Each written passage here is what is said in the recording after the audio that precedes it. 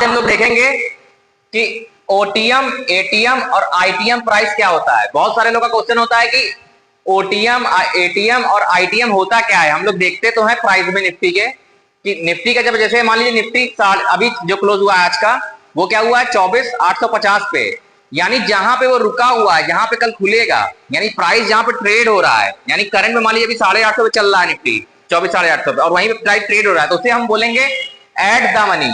At the money यानी ATM price, यानी वो कॉल या पुट क्या होगा, एटीएम होगा। बात समझ में आई? आपने देखा होगा कॉल पुट लिखा रहता है, उसके आगे एटीएम ओटीएम लिखा रहता है, तो आपको देखना है कि एटीएम है वो, यानी एट द मनी, जहां पे प्राइस चल रहा है, जिस प्राइस पर है उसे बोलते हैं एटीएम। और एक होता है इन द मनी।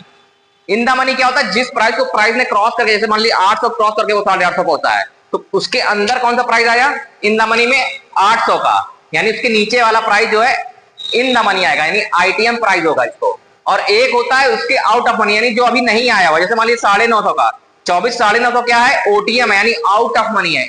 इस कभी भी कोई भी कॉल पुट खरीदिए तो आप आउट ऑफ मनी मत खरीदिएगा।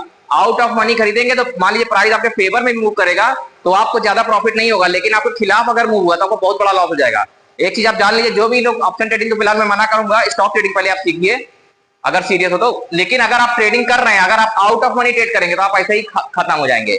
आप अगर आउट सोचेंगे कम पैसे में आउट ऑफ मनी ट्रेड हो जाएगा, उसमें पैसा कम लगता है। मान लीजिए अगर इन द मनी को ट्रेड करने में 15,000 चाहिए तो आउट ऑफ मनी आपको 2,000 3,000 में भी हो जाएगा। लेकिन इसमें नुकसान क्या होता है, टाइम इसमें कम होता है, ये काफी दूर का होता है।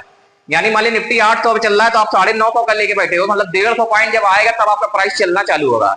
यानी आउट ऑफ मनी आपको सस्ता जरूर दिख रहा है, लेकिन वो एक्सपायरी के दिन तो बिल्कुल मत ट्रेड करिए, वरना वो तुरंत दिख जाएगा। मतलब एक तरह से 50 पॉइंट तुम्हारे फेवर मूव होगा, तुम्हारा बनेगा मुश्किल से 10-12 पॉइंट, लेकिन अगर तुम्हारे खिलाफ 20 पॉइंट भी चला गया तुम्हारा तो 20 पॉइंट माइनस हो जाएगा।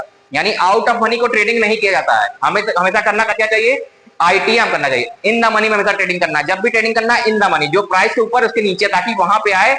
अगर आप एट द मनी करेंगे तब भी ठीक है, लेकिन वहां पे वोल्टिलिटी ज्यादा रहती है, क्योंकि वहां पे प्राइस रहता है, ऊपर जाएगा तो जल्दी से भागेगा, नीचे आएगा जल्दी से आएगा। ठीक है, इसको आप समझ लीजिए, यानी आउट ऑफ मनी से दूर रहिए, ये मैं सजेशन दूंगा, वरना आप कभी सफलता इससे पा नहीं पाएंगे। अगर ऑप्शन ट्रेडिंग कर रहे हैं तो आपको क्या करना है, एट द मनी करिए। एट द मनी अगर बिगिनर है तो मत करिए, क्योंकि फ्लक्चुएशन बहुत ज्यादा रहता है, प्राइस वहां पे रहता है, बहुत जल्दी प्रॉफिट होने जल्दी।